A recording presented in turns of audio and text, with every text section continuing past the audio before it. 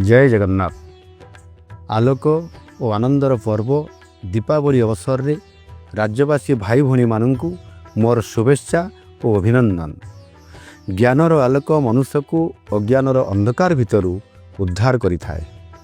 नुआ आशा, नुआ स्वप्न और नुआ लक्ष्य सहित सुंदर और समृद्ध भविष्य को स्वागत करने दीपावली उत्सव आमको प्रेरणा देता है।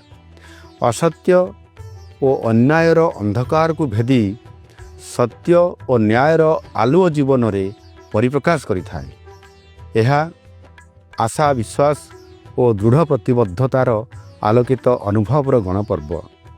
आसंतु प्रकृति और परिवेश को सम्मान जनाई चलित वर्ष एक प्रदूषण मुक्त सबुज दीपावली पालन करवा। अहंकार और दानवीय प्रकृतिर अमांधकार भितरु दया, क्षमा, प्रेम और मानविकता को आलुओ देखा। नमस्कार।